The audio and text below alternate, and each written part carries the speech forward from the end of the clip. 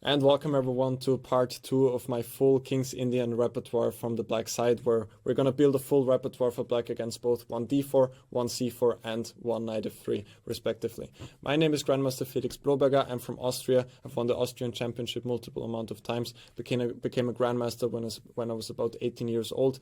I've also worked as a second for, among others, Hare Krishna Pentala, who had a peak rating of around 2770, and I'm really excited to show you all of the lines I've discovered through the last few weeks and months while preparing for this repertoire.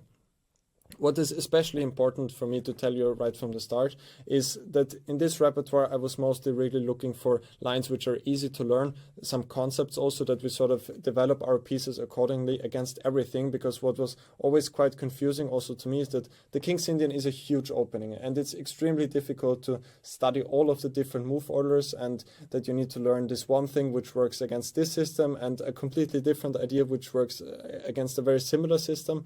And at least for me personally, what was always the issue is that I can easily mix those things up.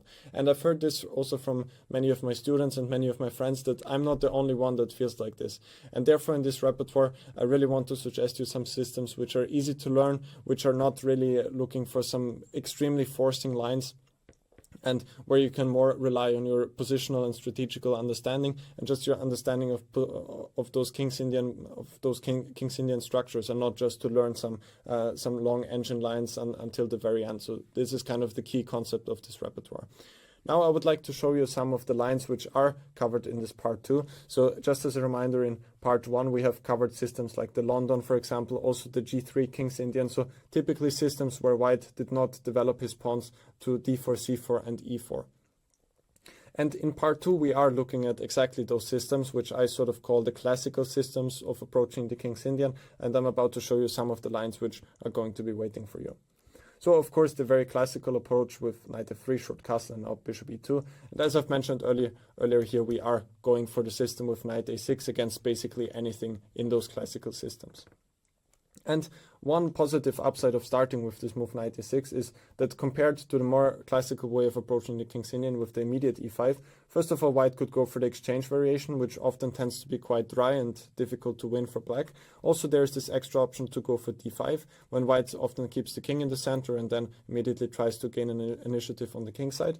And with the move knight a6, generally what we are trying to say is that we are staying flexible, depending on how our opponent develops. We might play e5, but we might also wait with that. In some cases we might go for a favorable Benoni version by going for c5. In some cases we will go for c6 and then still waiting around in the center. Maybe we will go for e5. We will also see some variations where we will go for the highly untypical way of developing with c6 followed by b5 in some variations as well. So this is sort of the main concept, that we are trying to stay flexible from the very beginning. And after short castle here, e5, we will of course look at all of the different approaches for white. Mainly, of course, the two main lines, which are bishop e3 and rook e1. I will already tell you one secret here, that here I'm recommending the very rare line by taking on d4 and going knight c5. When white can quickly get into trouble, for example, if they play logically with f3, knight h5, there are numerous ways for white to go wrong quickly. We have attacking ideas like queen h4, bishop e5, when we already start seeing that the king on g1 may not feel so safe at all times. Of course, also bishop e3 is going to be covered, where we go for the established modern main move, which is queen e7. Let me also tell you about some other possible variations for white. For example, if they start with bishop e2, short castle. Also here, however white develops with any of his minor pieces, we are going to play knight a6. For example, the classical Averbach variation, a very serious opening, is also going to be answered by simply going knight a6. Also, the modern move bishop e3 is still trying to stay flexible with the knight on g1. We are also going to answer that one with knight a6. And once white goes knight f3, we will simply comfortably transpose to a line which we anyway have in our repertoire. Another sort of concept in this King's Indian repertoire is that basically whenever white goes for h4, we will just stop his fun and just go h5, underlying also the weakness which white has created on g4, which we can use comfortably later on. Apart from those systems, we will of course also focus ourselves on dangerous ideas in the four pawns attack, where we also try to get our system with later, after short castle, going e5, followed by knight a6 on many occasions.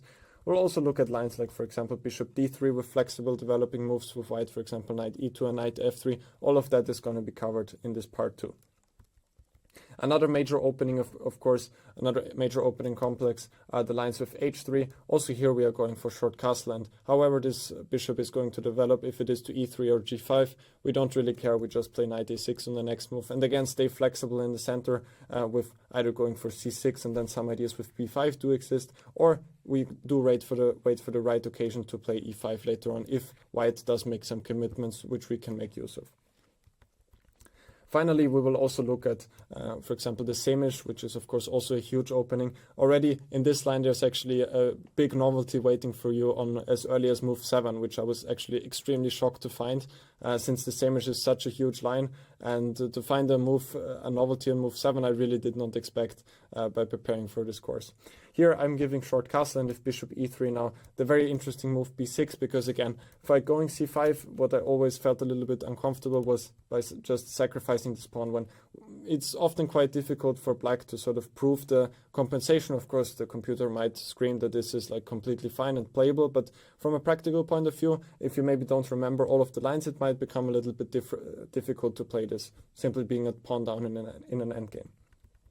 So our approach here is to simply play b6, and we're saying, okay, now we are ready to go for c5 on many occasions, and then we just have this move b6, which anyway is probably going to be quite useful. Sometimes we can develop the bishop also to the queen side, and we are simply entering some of those interesting lines without needing to worry about entering some endgame with the pawn down.